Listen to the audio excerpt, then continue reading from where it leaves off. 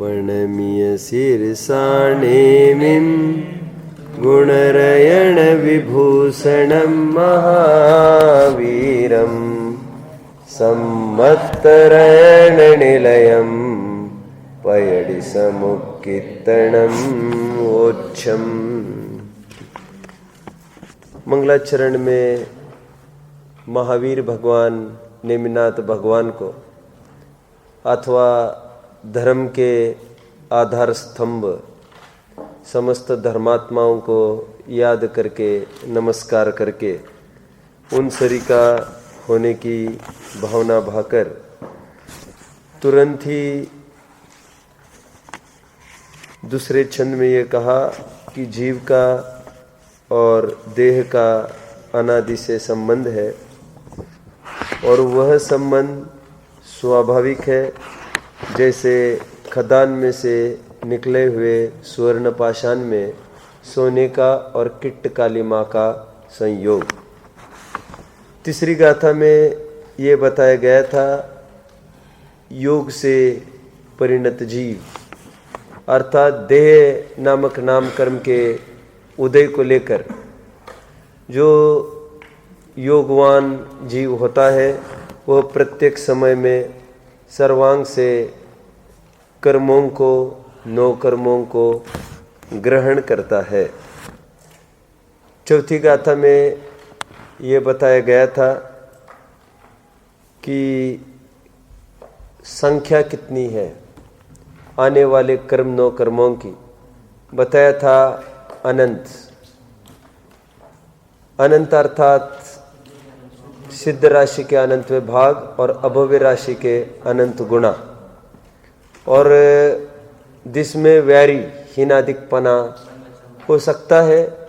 योग की हीनादिकता को लेकर आश्रव की भी हीनादिकता होती है। 4 गाथाओं तक हम आए। आज 5वीं गाथा चलेगी। हम सब एक साथ 5वीं गाथा का पाठ करते हैं। जीरदि समय पबद्धम पवोगदो नेग समय पद्धम वा गुणहानिण दिवडिढम समय पबद्धम हवे सत्तम। सेकंड ब्लो, एक दूसरा धक्का हम सबको लगा। दूसरा धक्का मतलब अभी पहला धक्का ही वैसे बर्दाश्त नहीं कर पाए हैं। ये मैं प्रीवियस गाथा की ही बात कर रहा हूं। वैसे प्रथम शासन नायक आदिनाथ भगवान के गृहस्थावस्था के पुत्र राजाधिराज भरत सिंहासन पर बैठे हैं और एक सनसनाती खबर भरत जी के सामने रखी गई। सनसनाती इसलिए कह रहा हूँ, लोक में इसको शुभ शगुन माना जाता है। पुत्र रत्न की प्राप्ति के लिए मनोती मन्नत की जाती है, लेकिन जिसको एक एक पल दलदल समान भाषित होता हो घर में और एक सदस्य बढ़ गया घर में जो हमको इस मार्ग से रोकने में कारणभूत हो सकता है, उनका मन कैसे खुश हो सकता है। ये बर्दाश्त ही नहीं कर पाए थे कि दूसरी खबर आई थी कि चक्र रत्न की प्राप्ति हुई है और एक बहुत बड़ा संकट और दुविधा उनको दिख रही थी। पहले ही कोई नहीं झेल पाए थे। हमारी दशा भी कोई भरत से कम नहीं है। हम थोड़ा गहराई से विचार करो। निगोदी को जितना आश्रय होता है उतना ही अरहंतों को आश्रय बताया जा रहा है। उतना ही आश्रय, एक मिनट, उससे ज्यादा आश्रय। कैसा लगा? उतना ही तो इसलिए बोला क्योंकि अनंत है दोनों की संख्या, और उससे ज्यादा इसलिए बोला क्योंकि अनंत के अनंत भेद है। हाँ, हम ठीक से नहीं बोल पाए, समान बोल दिया। हाँ, हम यही कह रहे, तुम ढंग से बोला करो। सुनो, अरहंतों के ज्यादा आश्रय होता है, लेकिन घबराने की आवश्यकता इसलिए नहीं है। ये प्रकृति बंध की चर्चा, ये प्रदेश बंध की चर्चा चल रही है। प्रदेश बंध मतलब नंबर ऑफ परमाणुज एंटरिंग इनसाइड। ये कितने परमाणु अंदर आ रहे हैं उसकी तरफ ये संकेत है। और अरहंत के ज्यादा संख्या में परमाणु अंदर आते हैं और उससे कोई महाअपराधी सिद्ध नहीं होता। मोक्ष मार्ग प्रकाशक है, लाओ मोक्ष मार्ग प्रकाशक होना जरूरी है, नहीं हो तो लेके बैठे। देखिए मैं क्या कह रहा था अभी, अरहंतों की ये प्रदेश बंद की चर्चा चल रही है और नंबर ऑफ परमाणु ज्यादा भी आ रहे हो उससे कोई फर्क नहीं पड़ता है। सच्चा फर्क तो स्थिति अनुभाग से पड़ता ही, आप सब जानते हैं। और ज्यादा फर्क सच पूछो तो बोलिए अनुभाग से ही पड़ता है बराबर। ये कहां पर आई बात? मोक्ष मार्ग प्रकाशक में कहां पर आई? मोक्ष मार्ग प्रकाशक में टोडरमल जी साहब ने एक उदाहरण दिया, मैं भी यहां से लेता हूं और फिर अपन उसको थोड़ा सा पढ़ते हैं। अभी मेरी तरफ देखेंगे सब, आवश्यकता नहीं आपको कहीं उपयोग दौड़ाने की। एक ग्रंथ तो यहां पर पास करो, कोई इस तरफ दे दो कोई ग्रंथ। नहीं वो नहीं, मोक्ष मार्ग प्रकाशक। अब देखिए सुनिए, शराब है और कोई एक बोतल पी जाए और कोई 4 बोतल पी जाए। सुनो बोलो मत कोई बोलो, एक शब्द बोलो जल्दी शास्त्रीय शब्दों में। प्रदेश बंद। फटाफट आपको क्लिक करना चाहिए था, फालतू बातों में उपयोग दौड़ाते हो ना, उससे ये तकलीफ है खड़ी। सेकंड,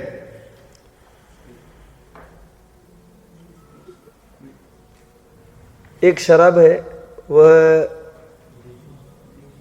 ज्यादा दिन की है और एक शराब है वो कम दिन की है, ताजी है। अपना ऐसा ले सकते हैं भले ही चाहो तो कि ये जो एक वाला है, एक बोतल वाला, वो है ज्यादा दिन की लेना है, वो ज्यादा दिन की ले लो। और ये जो 4 बोतल वाला है वो कम दिन की है, ऐसा ले लो आप। स्थिति बंद। जो एक बोतल है वो आप ले लो, made up of grapes and so on, root of some कोई पर्टिकुलर होते हैं, उसके रूट्स की से बनी शराब, ऐसा समझ लो आप, ठीक है। और जो 4 बोतलें हैं वो एकदम दूसरे बाकी के फ्रूट से उससे बनी है प्रकृति बंद। सुनो, जो एक बोतल पीता है वो पी जाए तो हैंगओवर हो जाए। हैंगओवर नहीं समझते आप? बस बोलो मत। और 4 बोतल पीकर भी उसको अपना रेगुलर वर्क वो करता है, दूसरों को पता तक नहीं चलता इसने शराब पी है। टोडरमल जी साहब कहते हैं ऐसा कैसे हो गया? इट इज द अनुभाग दैट मैटर्स। कहते प्रकृति और प्रदेश तो कुछ मायने ही नहीं रखता, उससे कोई फर्क नहीं पड़ता। अनुभाग कितना है, कैसा है, उससे फर्क पड़ता है। इसलिए तो निष्कर्ष किया अनुभाग सबसे खतरनाक होता है और अनुभाग होता है कषाय से। इसलिए हे जीवो, जिन जीवों को बंद नहीं करना हो वे कषाय ना करें। आदेश। आपको प्रश्न मेरे दिमाग में अभी भी घूम रहा है, आज भी स्पष्टीकरण चलेगा उसका। क्या मोह से बंद होता है आप कहते हैं, और योग से भी बात आ रही है गाथा में।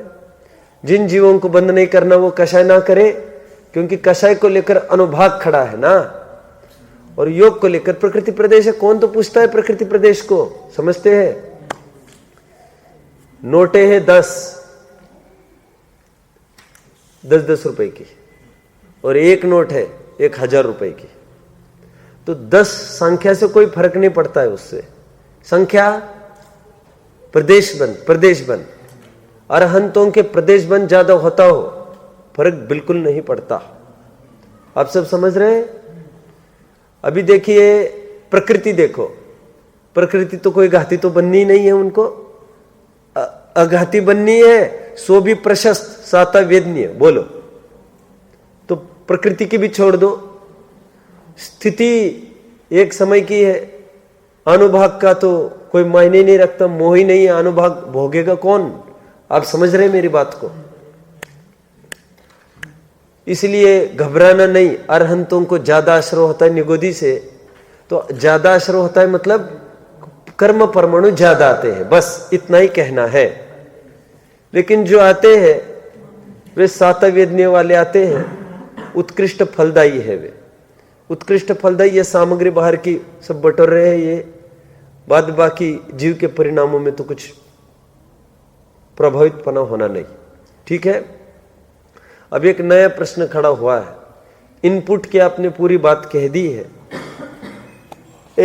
ये पेज नंबर 28 मोक्ष मार्ग प्रकाशक, एक बार इसको पढ़ लेवे 1-2 मिनट में, रैपिडली पढ़ू, देखते हैं।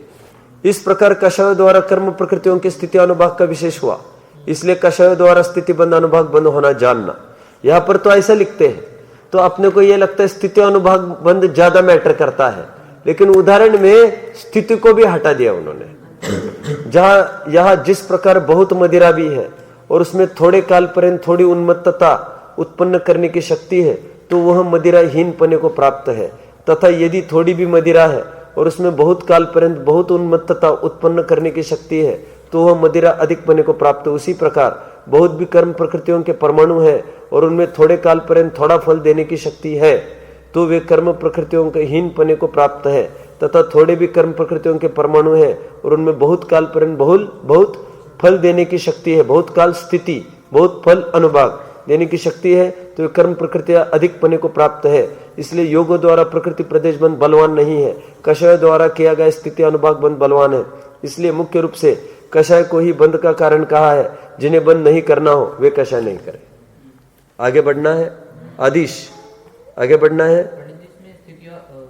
स्थिति भी ली, स्थिति ली, हाँ, तो दोनों का कारण एक ही है। कषाय से स्थिति अनुभाग बंद होता है, योग से प्रकृति प्रदेश बंद होता है, दोनों का कारण एक है, इसलिए दोनों को ले लिया। नहीं तो वो अनुभाग का मेन था ना कि अनुभाग से होता है, बराबर है, लेकिन नहीं लिया इन्होंने ऐसा यहाँ पर। ठीक है, वो अन्यत्र कहीं पढ़ा होगा मैंने। चिंता की भी वो भी कोई बात नहीं है, समझने की बात अभी इतनी सी है। कितनी है बताए? प्रदेश बंद से कोई फर्क नहीं पड़ता, कितने जन आते कोई फर्क नहीं पड़ता, कितने सैनिक आ रहे कोई फर्क नहीं पड़ता, समझ में आता है। लेकिन सूर वर्मा भी आया है, अब फर्क पड़ेगा, समझ में आता है। अकलंग स्वामी का उदाहरण पकड़ लिया ना, इतने क्षत्रिय आए हैं, ठीक है, सूर वर्मा भी आया है, धड़ाड़ एकदम जागृत हो गए, समझ में आता है। तो संख्या से फर्क नहीं पड़ता है। लोन मैन वो बहुत बड़ी संख्या हो सकता है, समझते हैं आप लोग। मैंने कभी एक उदाहरण दिया होगा आपको कभी, ये फ्रांस का, मुझे अभी नाम तो कुछ भी ख्याल में नहीं है, था रिपोर्टर, वो बाय प्रोफेशन सोशल वर्कर था। तो और बहुत तकलीफ होती थी गवर्नमेंट को उससे, कि वो ईमानदार था, बिकाऊ नहीं था और डिसिप्लिन्ड था। दोनों गुण जिनके पास हो उससे तकलीफ होती है लोगों को, डिसिप्लिन्ड और अबिकाऊ। इसको क्या किया जाए इसके साथ?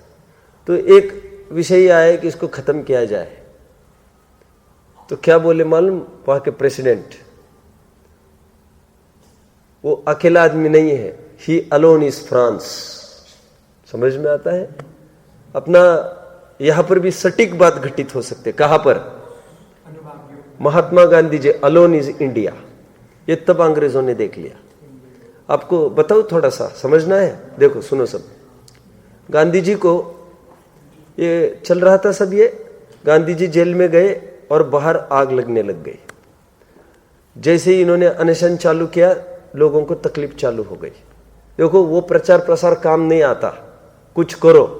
गांधी जी चुप्पी से बैठकर अपना अध्ययन कर रहे, उपवास करके, और बीज छोड़ दिया बाहर आंदोलन का।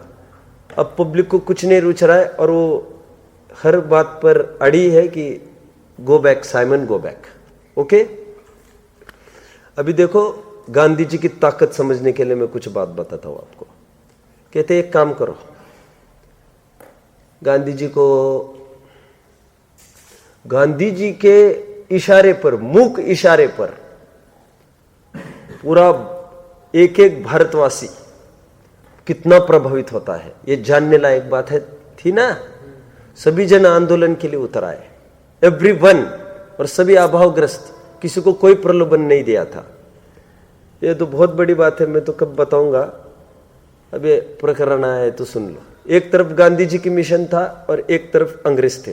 अंग्रेजों ने यह बोल रखा था कि जो भी एक मार गिराएगा भारतीयों को, और विशेष पॉलिटिकल लीडर हो यदि, तो आज यदि वो 5,000 कमाता है, हम उसको सीधा 50 सैलरी वाली पोस्ट देंगे उसको। ठीक है, एक मार गिराओ 5 से 50, और एक मारोगे 50 से, और आपका प्रमोशन होगा। आप करो, ये करके दिखाओ काम। ठीक है, और ग्रेट लीडर चाहिए, पटेल हो, तिलक हो, भगत सिंह हो, राजगुरु हो, ये इनको खूब प्रलोभन दिया। एक तरफ गांधी जी थे, गांधी जी ये कहते थे कि भैया आंदोलन के लिए सत्याग्रह करना है हमको। शब्द में भी कितना पोलाइटनेस है, सत्याग्रह। हम आंदोलन भी नहीं बोलते, सत्य का आग्रह, और सबकी आवाज एक साथ उठेगी। और सुनो भैया, वो स्कीम दे रहे हैं, एक को उड़ाओगे तो 50 मिलेंगे, 5 से 50।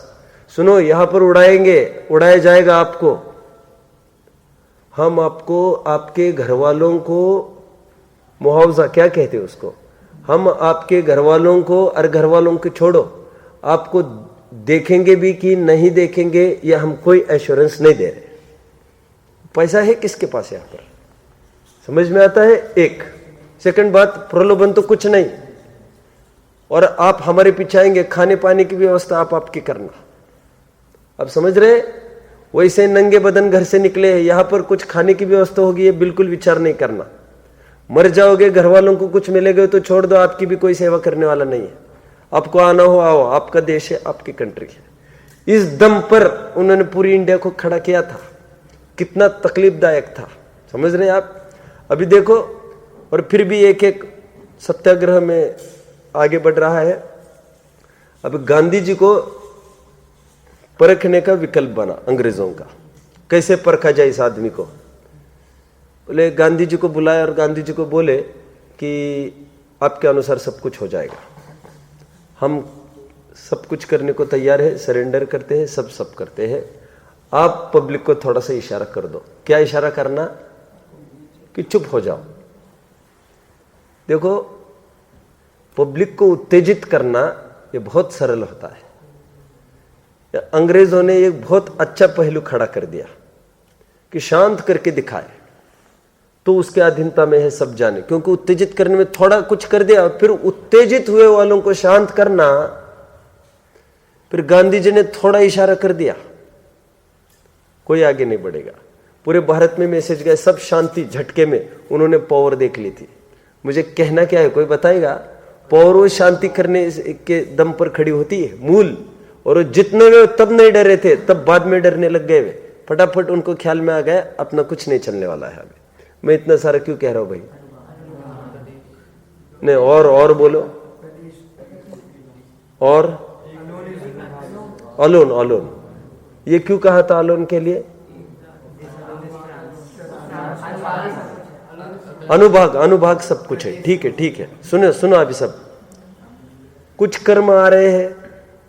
अभी प्रश्न ये आया कि कर्म तो प्रत्येक समय में आ रहे हैं, नो कर्म भी आ रहे हैं। वैसे तो जाने की कुछ बात करो आप, इसको लेकर ये नई गाथा खड़ी हुई है कि आउटपुट का क्या व्यवस्था है। मुझे एक जन की आवश्यकता पड़ेगी यहाँ पर, चार्ट बनाएगा वो। जीरदी शब्द की तरफ ध्यान दो। जीरदी निकलना। जीरदी शब्द से कुछ ख्याल में आ रहा है आपको? जीर्ण, जीर्ण से कुछ ख्याल में आया है? क्या क्या बोल रही है? जीरा? पागल हो गए क्या? चलो सुनो सुनो, बोलो बोलो। जीर्ण से कुछ ख्याल में आता है? निर्जरा, ठीक है। जीरदी मतलब निर्जरित होते कर्म।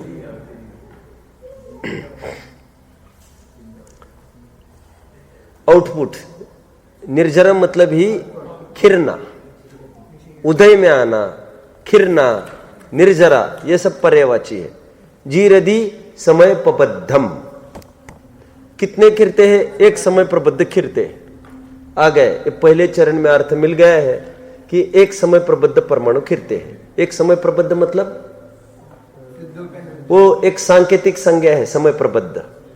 दिस डिनोट्स अनंत परमाणु, और यह अनंत सिद्ध राशि के अनंत विभाग, अभव्य राशि के अनंत गुणा, एक सांकेतिक संख्या है, समय प्रबद्ध, एक डेफिनेट। ओके। इससे और एक बात ख्याल में आती है, कल ही ये चर्चा कर लेता। और भी ये सिद्ध राशि के अनंत विभाग और अभव्य राशि के अनंत गुणा कहकर क्या बात फलित होती है? ये बात फलित होती है कि अभव्य राशि के अनंत इंटू अनंत गुणा सिद्ध राशि है, ठीक है। अभव्य तो अनंत विभाग है, नहीं के बराबर। अब एक्चुअली ऐसा है, भव्यों में भी हम देखें, अनंत भव्य है तो अनंतवे भाग अभव्य है, लेकिन वे भी अनंत है, अभव्य भी। इसलिए कभी वो खत्म होगा कोई स्थिति, ऐसा कभी नहीं होगा। जीरदी समय प्रबद्धम, उतने ही परमाणु बाहर निकलते हैं। अब इसमें भी एक कथन करना जरूरी है। कौन सा? वहां पर एक कथन किया था, विसदृशपना होता है योग को लेकर। यहां पर भी कुछ ऐसा कहेंगे, जरूर कहेंगे। यहां पर भी तरतमता होती है, किसको लेकर? पोग दो, क्या शब्द डाल दिया? पोग दो, प्रयोग आदि से। कौन सा प्रयोग? तपश्चरण आदि के निमित्त से णेग समय प्रबद्धम। णेग मतलब अनेक, अ का लोप हो गया यहां पर, नेक कह रहे हैं, और समझना चाहिए अनेक समय प्रबद्धम। अ का लोप हो गया यहां पर। गाथा का क्या अर्थ बना? चिन्मय, गाथा का क्या अर्थ है? जीरदी का आपने बताया कि कर्म निर्जरित हो गए हैं, समय बहुत बस एक समय में जितने कर्म निर्जरित हो गए हैं, और तपश्चरण आदि के निमित्त से अनेक समय प्रबद्ध भी रिलीज होते हैं, ठीक है। अनेक समय प्रबद्ध, ऐसा बोलने पर भी एक बात फिर समझ लेना कि वो राशि उतनी ही रहेगी, कितनी? सिद्ध राशि के अनंत विभाग और अभव्य राशि के अनंत गुणा। अब एक नई तकलीफ हमको खड़ी होने वाली है। एक तकलीफ अभी क्या चल रही थी बहुत देर तक? बोलो, एक तकलीफ अभी तक क्या चली? अरहंतों को और निगोदी को समान आश्रय, गजब हो गया। सभी जीवों को, सभी सांसारियों को समान कर्म आते हैं, और जो हीनादि आते हैं योग के कमादि ज्यादा से, लेकिन फिर भी वो संख्या तो उतनी रहती उन दोनों के बीच वाली। यहां पर भी ऐसा समझना, सबके परमाणु उतने ही खिरते हैं, बस कोई तपश्चरण आदि करे तो उससे विशेष खिरते हैं, लेकिन विशेष मतलब भी कितने, वो उतने डेफिनेट फिगर बराबर बनी रहते। सिद्ध राशि के अनंत विभाग, अभव्य राशि से अनंत गुणा, जिसको एक समय प्रबद्ध कहा जा रहा है, ठीक है। योग करो नहीं तो भोग करो, खून करो नहीं तो और कोई महाव्रत धारण करो, कुछ भी करो, इतना ही खिरना है, ये सेट है। तो ऐसा लगता है सब एकदम कुछ ही नहीं रहा। फिर तो कोई कुछ भी करेगा, कोई कुछ भी करेगा। लेकिन ये प्रदेश बंद की चर्चा है, फिर मत भूलो आप। उतने ही कर्म खिरते हैं, ये उतने परमाणु नंबर ऑफ परमाणु स्थिरने की बात चल रही है यहां पर, ठीक है। आगे क्या कहते हैं, गुण हानिन दिवड्ढम समयबद्धम हवे सत्तम। ऐसा होते हुए भी गुण हानि से 1.5 गुना हानि जिसको कहते हैं, गुण हानि से 1.5 गुना सत्ता में पड़े रहते हैं। समझ में आता है सबको? अभी क्लियर करूंगा। सत्ता की भी बात ले ली इन्होंने, मतलब तीनों बातें कह दी दोनों गाथा में। कौन सी? बंध पूर्व गाथा में, और बंध उदय और सत्ता अभी की गाथा में 2 बातें कह रहे हैं, बंध उदय सत्ता, ठीक है। बंध एक समय प्रबद्ध, उदय एक समय प्रबद्ध, और सत्ता 1.5 गुना हानि से गुणित समय प्रबद्ध, ठीक है। मतलब थोड़े में यह कह रहे एक्स प्रत्येक समय में परमाणु अंदर आते हैं, एक्स परमाणु बाहर जाते हैं, और 1.5x ये निरंतर सत्ता में पड़े रहते हैं। ऑलवेज हर किसी को पहले गुणस्थान से लेकर 13वें गुणस्थान तक, निगोदी से लेकर अरहंत तक, सबको यही है। कर्म जितने आते उतने बाहर निकलते, 1.5 गुना फिर भी स्टॉक में बने रहते हैं। यह प्रदेश बंद की चर्चा है, घबराना नहीं कोई, ठीक है। देखो मैं आपको और थोड़ा बताता हूं। ऐसा है कि अरहंतों के कौन सा कर्म का आश्रय हो रहा है? सातवेद्य का। उदय में क्या क्या रहा है उनका? खीर क्या क्या रहा है? खीर क्या क्या रहा है उनका? उदय में क्या है उनके? अरहंतों के 13वें गुणस्थान के उदय में क्या है? चारों अघाती कर्म है, वेदनीय, आयु, नाम, गोत्र। तो नाम की प्रशस्त प्रकृतियां होगी, गोत्र उच्च गोत्र होगा, सातवेदनीय होगा, और कुछ होगा, यह सब उदय में आ रहा है। तो ये परमाणु घिर रहे हैं, उसमें क्या दिक्कत है, ठीक है। और फिर भी 1.5 गुना सत्ता में पड़े रहते। मोक्ष मार्ग प्रकाशक में कहां पर आया, हम थोड़ा देखते हैं फिर आगे बढ़ते हैं। 30 नंबर पेज खोलिए, मोक्ष मार्ग प्रकाशक। इस प्रकार कर्मों की बंध उदय सत्ता रूप अवस्था जानना, वहां प्रति समय एक समय प्रबद्ध मात्र परमाणु बनते हैं तथा एक समय प्रबद्ध मात्र की निर्जरा होती है। 1.5 गुना हानि से गुणित समय प्रबद्ध मात्र सदा काल सत्ता में रहते हैं। समझ में आता है सबको अच्छे से? इसको अपन थोड़ा सा भी खुलासा करेंगे, और इतना आनंद होगा आज हमको। गाथा में बहुत रहस्य छिपे, इस हमारे जीवन को सुख शांतिमय बनाए, ऐसे हर एक पहलू इसमें छिपे हैं। कैसे? अब हम देखते हैं। एक प्रश्न हमारे सामने खड़ा हुआ है कि जितने आते उतने ही जाते, फिर भी 1.5 गुना सत्ता में कैसे पड़े रहते, ठीक है। और प्रत्येक समय में ऐसा हो ही रहा, जितने आते उतने बाहर निकलते, 1.5 गुना बने रहते हैं। मतलब ये घबराने की आवश्यकता नहीं, अनादिकाल का कितना स्टॉक बना पड़ा रहा होगा, उतने निकलते जा रहे ना प्रत्येक समय में। अभी दूसरी बात, 1.5 गुना कैसे रहे फिर, तो इसको उदाहरण से अपन समझेंगे। जितना आता है उतना ही बाहर निकलता है, तो स्टॉक में कितना पड़ेगा? हमको लगता है ऐसे कैसे संभव है? जितनी इनकम है, जितनी आमदनी है, उतना ही खर्चा है, तो पीछे क्या पड़ता है? 1.5 गुना कहां से पड़ेगा, है ना। सेविंग्स ऐसा थोड़ी 1.5 गुना पड़ेगा, 0 ही होएगा। लेकिन यहां पर तो ऐसा बोल रहे हैं। ये कैसे संभव होगा? अपने एक इमेजिनरी उदाहरण से आगे बढ़ते हैं। एक वाटर टैंक कंसिडर करो। वाटर टैंक में इनपुट का जो पाइप है, उसका डायमीटर जो भी रखोगे आप, उतने ही डायमीटर का पाइप उसका आउटपुट बना दो टैंक का। और अब पानी भरना चालू करो उसमें, और अब वाकई में देखेंगे 4-5 दिन के बाद आकर देखें तो आपको टैंक बराबर भरा मिलेगा। वो ऐसा कैसे हो गया? Input is equal to output है, फिर भी टैंक कैसे भर रहा है?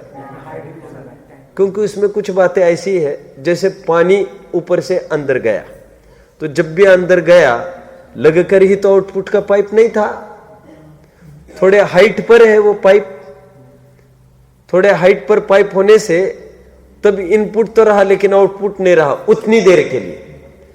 चलो, लेकिन उससे ऊपर तो बढ़ना नहीं चाहिए ना, ऐसा लगता है, लेकिन बढ़ता है ना। या प्रैक्टिकल देख सकते हैं, बढ़ता है और एकदम ऊपर की हाइट को पहुंचता है वो। तो इससे फलित हो input is equal to output होकर 1.5 गुना स्टॉक में बना रह सकता है। कैसे होता है ये अपन थोड़ा देखते हैं। एक अपन काल्पनिक उदाहरण से आगे बढ़ेंगे। आगे कोई आएगा, एक जन। आयुष, तुम आओगे? तुम्हारी राइटिंग अच्छा ठीक है। नहीं, 12th वालों को ही चाहिए। 12th वालों को थोड़ा ज्ञान में होगा ना विषय। चलो आ जाओ। देवेश, एक दूसरों का नाम ले रहे हैं। चिन्मय एक हाथ बोलता मैं आऊँ, तुम चटाई लेकर यहाँ पर खड़े रहो। चटाई लाओ पीछे की, यहाँ पर खड़े रहो चटाई लेकर। देखिए, सुनिए आप सब, तब तक आप चलते चलेंगे। यहां पर इनपुट चलता रहा लेकिन आउटपुट नहीं हुआ, थोड़े काल तक पानी स्टोर होता रहा।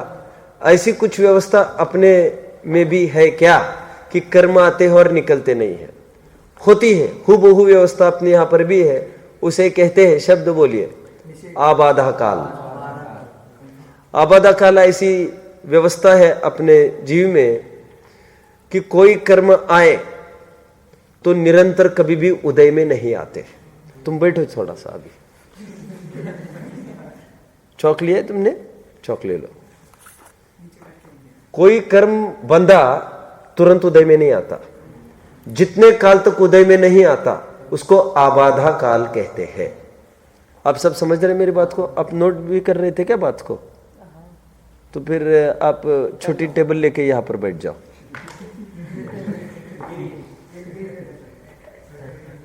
आबाधा काल समझ में आता है सबको? देखिए, मैं एग्जाम्पल के रूप में आपको बताऊं।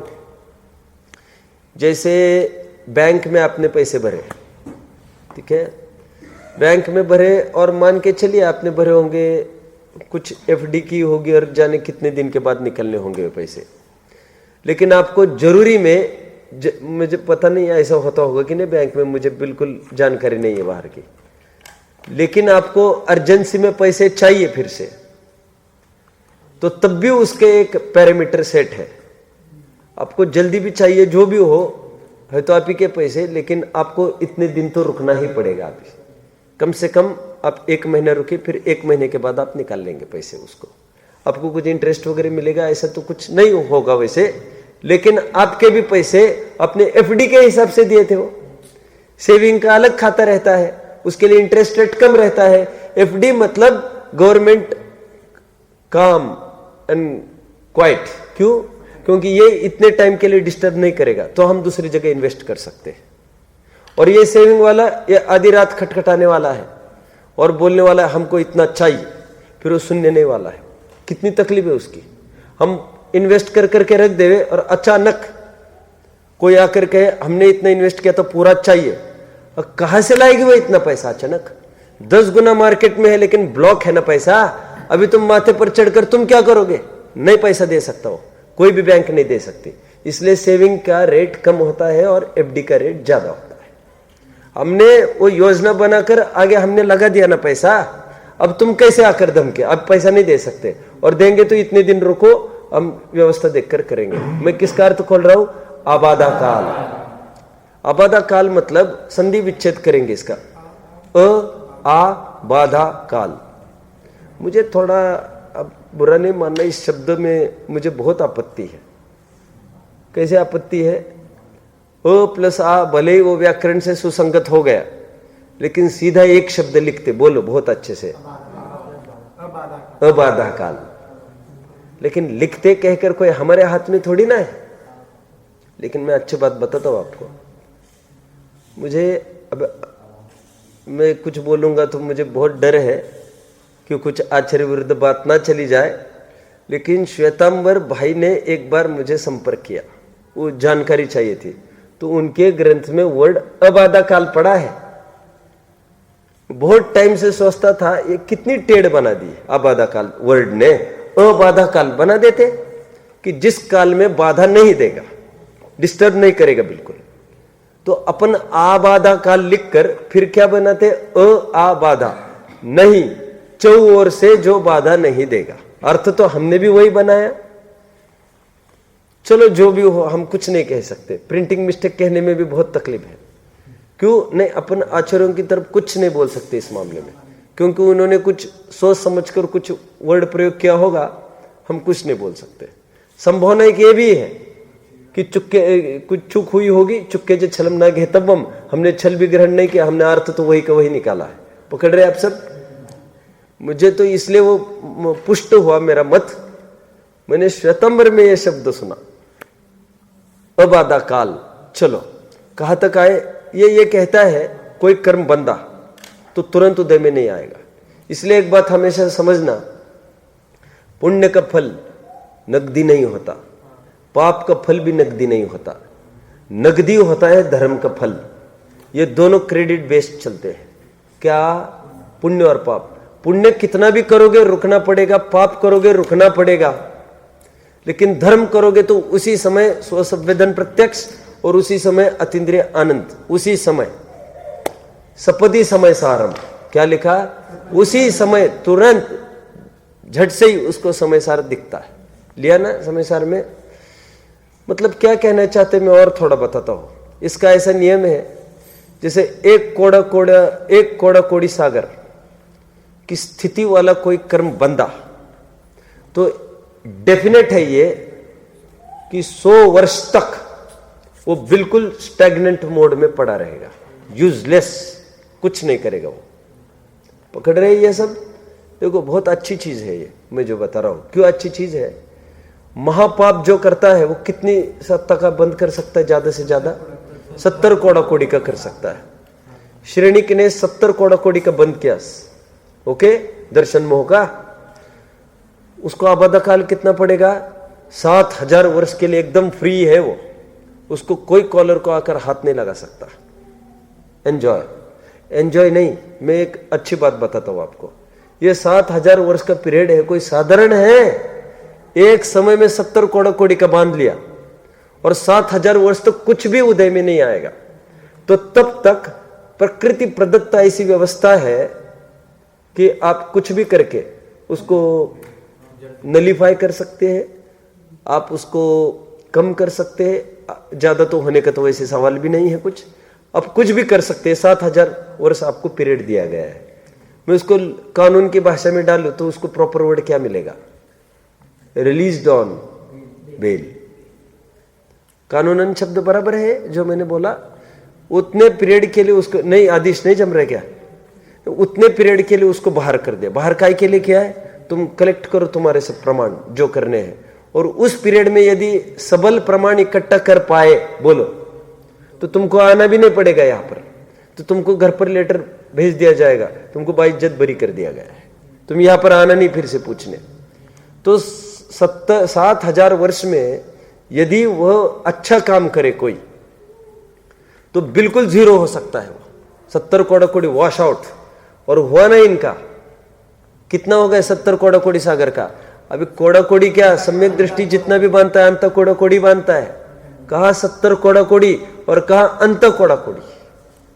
ठीक है, ये प्रकृति प्रदत्त व्यवस्था है। कितना भी महापाप कोई करे, और बल्कि जितना महापाप करे उतना देर से वो उदय में आएगा, उतनी आबादा काल पड़ेगी। वो सोचे, उस पर प्रायश्चित करे, प्रतिक्रमण करे, सब हो सकता है। पश्चाताप का अवसर जैन धर्म में नहीं है। प्रायश्चित करे और वो संक्रमित कर सकता है पूरे प्रकृतियों को। इससे उलट किसी ने पुण्य का बंद किया, वो भी तत्काल उदय में आता नहीं, आबादा काल जाने देना पड़ता है। आबादा काल इतना ही पड़ेगा। एक कोड़ा कोड़ी सागर के लिए 100 वर्ष का आबादा काल सेट है। और अंत बोलिए नहीं, इतना ही डेफिनेट। एक कोड़ा कोड़ी सागर की स्थिति है, 100 वर्ष का आबादा काल पड़ता है। उतने काल के लिए वो डिस्टर्ब नहीं करेगा। उसके लिए आचार्य ने शब्द का प्रयोग किया, पुड़वी पिंड समाना। क्या बोला? ये मिट्टी के ढेले समान है ये जो कर्म पड़ा है। और एक शब्द बोलो, बेहोश शत्रु समान। समय सार के शब्दों में बेहोश शत्रु कैसा होता है? शत्रु आया हमारे घर में घुसा, कुछ पी के आया होगा, यहां पर बेहोश हो गया, ऐसा उदाहरण लेना पड़ेगा। और बेहोश हुआ है, हमारे पास क्या एडवांटेज है? वह जगने के पहले तुम उसको खत्म कर दो। यह अहिंसा प्रधान जैन धर्म की बात नहीं चल रही है, मुझे उदाहरण में घटित करना है। उसको खत्म करो तो क्या होगा? तो तुम बच जाओगे फिर, लेकिन वो बेहोश है जब तक तुम करो। अतो यूं कहो, वो भागने की बात तो नहीं कर सकता ना मैं, घर तो अपना है ना, भागेगा कहां पर? आप समझ रहे हैं मेरी बात को? वो तो अपने घर में घुस कर आया है, तो उसको तुम खत्म करो। तो क्या कहते हैं आचार्य देव, क्या कहते हैं उसके लिए? ठीक उसी प्रकार कोई कर्म तुमने बांधा है, पाप कर्म बांधा हो, जब तक वो आबादा काल सत्ता में पड़ा है, उदय में नहीं आता है, तब तक बेहोश शत्रु समान है। तुम उसको बिल्कुल खत्म कर सकते हो। उदय में नहीं आए ये भी कर सकते हो, उसको उद्वेल ना कहेंगे। उदय में आता ही नहीं हो, पकड़ रहे? पुण्य का भी ऐसा हो सकता है। पुण्य हमने बांधा और हमने कुछ ऐसे परिणाम किए, वो उदय में आने का काम ही नहीं रहेगा उसका। पाप परिणाम किए किसी ने, संक्रमित हो गया, सब हो गया, अब उदय में नहीं आएगा, और तो कम माइल्ड इफेक्ट लेकर आएगा। ये आबादा काल का मैंने बताया कि प्रकृति प्रदत्त व्यवस्था है कि घबराने की आवश्यकता नहीं, तुरंत कभी भी बंद नहीं होता। कितना भी पाप होता है और कितना भी बंद तो तुरंत होता है, उदय तुरंत नहीं आता उसका। तो दोनों बातें हमको शिक्षा के लिए है। क्या? बहुत अच्छा काम करके तुरंत उम्मीद नहीं करना कि हमारे साथ तुरंत कुछ अच्छा होना चाहिए। वो क्या आप जानते हो कहावत क्या चलती है? बोलो, नेकी कर दरिया में डाल दे। वो तो है ही एक, वो तो ये है कि फल की चिंता मत कर, तुम तो काम करो। और एक ये है कि सुई जितना दान देना, छंद है इसका कुछ, सुई जितना दान देवे और ऊपर जाकर खड़ा रहे और राह देखे कोई विमान तो आए नहीं लेने के लिए देवगति से मुझे, इतना सा करके इतनी की वांछा करना। मैं क्या कहना चाहता हूं? वैसे मैं ये कहना चाहता हूं कि कोई भी काम हम करते हैं, हम तुरंत वांछा नहीं करें उसको, और वांछा तो करने का काम ही नहीं है, वो तो स्वयं में फल तो देगा ही देगा। और पाप भी है तो गाफिल मत होना, मैंने इतना पाप किया, देखो मैं बच गया। या आबादा काल आएगा, आबादा काल खत्म होगा तो उसका उदय चालू होता है। जाने किस गति में होंगे वहां पर उसका उदय चालू होगा। तब तुम कहोगे हमने क्या किया, हमारे पीछे जबरन कर्म लगा है। टोडरमल जी ने एक उदाहरण दिया, बहुत अच्छा। क्या दिया? बाप है कर्जदार, बेटा खूब कमाता है, और कहो तो गरीबी, कर्जे में से खड़ा नहीं हो पा रहा है। तो ऐसा होते हुए भी क्या कमाना ये गरीबी का कारण है? प्रश्न खड़ा किया। दूसरी केस खड़ी करी कि किसने बहुत कमा कर रखा है बेटे के लिए, और बेटा उड़ा रहा है, फिर भी बहुत स्टॉक में है संपत्ति, तो भी क्या पैसा उड़ाना वो क्या स्टॉक में रहने की निशानी है? वो तो पिताजी ने कमाया, वो वाला है वो। ठीक उसी प्रकार घटित किस में करना है? पूर्व संचित में। वो तो पूर्व संचित पुण्य इतना तगड़ा है, अभी कितना भी चाहे क्या है वो लाइन, अवगुण तेरे माफ है चाहे करो हजार। पूरी बात क्या है? जब तक तेरे पुण्य का बीता नहीं करार, अवगुण तेरे माफ है चाहे करो हजार। अपन उल्टा लगा सकते हैं, जब तक तेरे पाप का बीता नहीं करार, आगे गुण तेरे सब ढके रहेंगे चाहे करो हजार। ठीक है, ये आबादा काल का ऐसा रोल होता है। एक तो आबादा काल के कारण ये 1.5 गुना निरंतर सत्ता में पड़ा रहता है कर्म। एक बात तो ये हुई, और सेकंड बात ये है, जब भी कर्म बंधेगा, उदय तो आबादा काल के बाद ही आएगा, लेकिन जब भी उदय में आएगा वो फुल स्ट्रोक से नहीं आता, वो डिसेंडिंग ऑर्डर में आता है। उसको शास्त्रीय शब्द एक है, बोलिए, निषेक रचनाक्रम। ये भी बहुत बेहतरीन है समझने के लिए। क्यों? जैसे 100 परमाणु बांधे, आबादा काल चला गया, उसका उदय में आएगा, एकदम 100 नहीं आएंगे उदय में। तो एक समय में बांधे तो 100, एक समय में उदय में नहीं आएंगे वे। कैसे आते हैं? पहले 30 इमेजिनेशन, 30, फिर दूसरे समय में 25, 20, 15, कितने हो गए टोटल?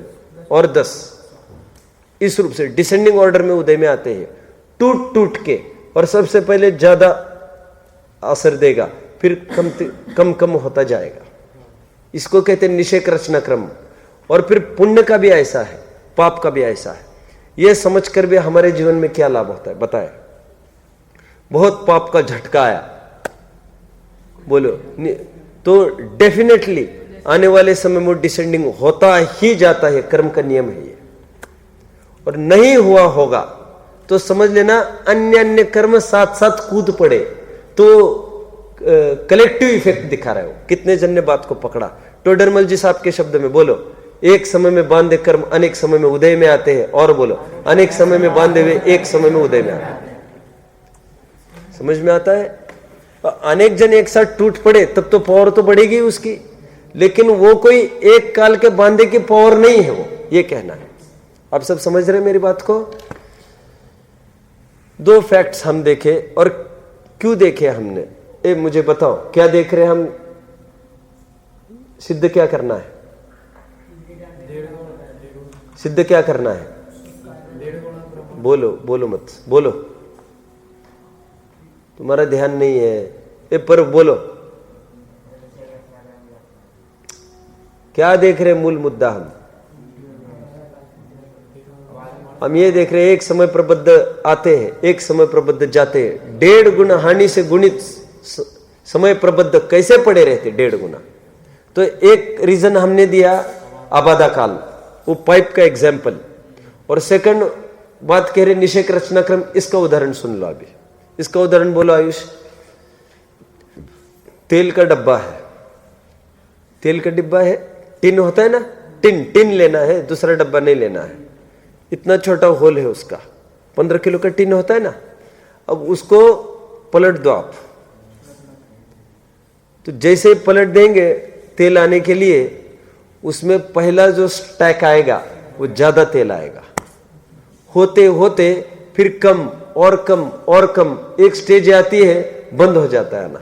एयर प्रेशर कुछ होता है ना, और फिर मेरे कहने पर आप पलट नहीं देना, फिर गड़बड़ हो जाए, मुझे नहीं कहना। ऐसा होता है, आप नहीं जानते क्या? हाँ, बोतल क्या? हाँ, बोतल में भी होता है ना, बोतल में भी होता है, राइट। बोतल अपन उल्टी करो तो कैसे पानी निकलता है, आपने देखा स्टैक्स में, और पहला जो निकलेगा वो ज्यादा निकलेगा, लेकिन वो तो खत्म होकर रहेगा। अपन दूसरी बात कह रहे हैं क्या? फिर डब्बा फिर सीधा करना पड़ता है, फिर उल्टा करना पड़ता है। ऐसे क्यों हो गए? वो फ्लो बंद हो गया ना उसका। आप समझ रहे हैं? वहां पर तो एयर प्रेशर का कारण है, लेकिन यहां पर एक कर्म की सहज ऐसी व्यवस्था है, निषेक रचना क्रम में उदय में आता है। यह समझकर क्या शिक्षा मिलती है? पाप का उदय आया, घबराओ मत, वो डिसेंडिंग ऑर्डर में आता है। Time is the best medicine, time is the best solution. समय जाने दो, time can heal all the sorrows in your life. जाते हुए समय में बड़े से बड़े शोक को बर्दाश्त करने की ताकत हो जाती है। कि आज भी वे रो रहे हैं क्या सब, जो पहले कभी रोते दिखते थे? समझ में आता है? जो आत्महत्या आदि की बात करते थे आज एकदम अच्छे हैं, और बिल्कुल नाम तक नहीं लेते, ना याद करते, बिल्कुल ठीक है, सब फिट एंड फाइन। वो तो एक तात्कालिक इफेक्ट था। एक बात। दूसरी बात, पुण्य में भी जो कोई पुण्य का जोर है, पुण्य का उदय है, वह भी घटते क्रम में ही आता है। ऐसा काल फिर रहना नहीं, वो घटते क्रम में ही आने का नियम है। समझ में आता है? चढ़ता सूरज धीरे धीरे ढलता है, ढल रहा है, एवरी समय वो ढल रहा है। तो अभी भी इफेक्ट क्यों दिख रहा है? अनेक समय में बांधे पुण्य प्रकृति एक समय में उदय में आ रही है, इसलिए ज्यादा इफेक्ट दिखता है। लेकिन परमार से है तो ऐसा, एक समय में बांधा वो डिसेंडिंग में ही उदय में आता है। पुण्य में भूलो मत, पुण्य में फूलो मत कहो या भूलो मत, कुछ भी चलेगा। और पाप में भी भूलो मत, और पाप में तो कौन फूलता है? फूलने को कौन पिचक जाता है बेचारा। समझ में आता है? ये दो बातें हमने देखी। अपन 4 टॉपिक कल बनाएंगे। एक्सप्लेनेशन तो आज कर दिया है। मोक्ष मार्ग प्रकाशक ले लो, 30 पेज, इतना पढ़ते हैं तो फिर कल काम नहीं रहेगा इसका कुछ। कर्मत्व पने की नास्ती होने के पीछे, एक मिनट, यह इतना जानना कि इस जीव को प्रति समय अनंत परमाणु बनते हैं, वह एक समय में बंधे हुए परमाणु आबादा काल को छोड़कर अपनी स्थिति के जितने समय हो उनमें क्रम से उदय में आते हैं, तथा बहुत समय में बांधे परमाणु जो कि एक समय में उदय में आने योग्य है, वे इकट्ठा होकर उदय में आते हैं। उन सब परमाणुओं का अनुभाग मिलकर जितना अनुभाग हो उतना फल उस काल में उत्पन्न होता है, तथा अनेक समय में बंधे परमाणु बंध समय से लेकर उदय समय पर्यंत कर्म रूप अस्तित्व को धारण कर जीव से संबंध रूप रहते हैं। जितनी स्थिति है ना वह तो उदय में आता रहता है। फिर स्थिति जितनी कर्म के आपने बांधी, फॉर एग्जाम्पल 70 कोड़ा कोड़ी का आपने बंद किया, अब भी स्थिति का दर्शन मोह का, वो कब कैसे उदय में आएगा? कोई मुझे बताओ उसको जल्दी। उसको उदय में आने का स्वरूप क्या रहेगा? किसी ने 70 कोड़ा कोड़ी का आश्रय किया दर्शन मोह का, उदय में आने का क्या स्वरूप है? 7000 वर्ष के बाद। कब तक? 70 कोड़ा कोड़ी सागर तक बराबर वो उदय में आता रहेगा घटते क्रम में। पकड़ रहे आप सब मेरी बात को? ठीक है। फिर जितने परमाणु बांधे होंगे उतने हिसाब से वो डिवीजन होता जाएगा, लेकिन उतने काल तक बराबर वो स्टैक्स में अपने आप अरेंजमेंट वगैरह होती रहेगी, ऐसा होता रहता है। ठीक है। ये तो लेकिन बहुत कम अवसर है जैसा बंदे वैसा उदय में आए, क्योंकि अनेक विचित्रताएं होती है, संक्रमण उत्कर्षण अपकर्षण सब होता रहता है। ये तो अपन मान के चलते हैं, जैसा बंदा फिर से परिणाम में फेरफार नहीं हुआ तो उदय में ऐसा आता है। फेरफार के लिए तो पूरा अवसर है, पूरी गुंजाइश, पूरा उथल पुथल होती रहती है। ओम नमः।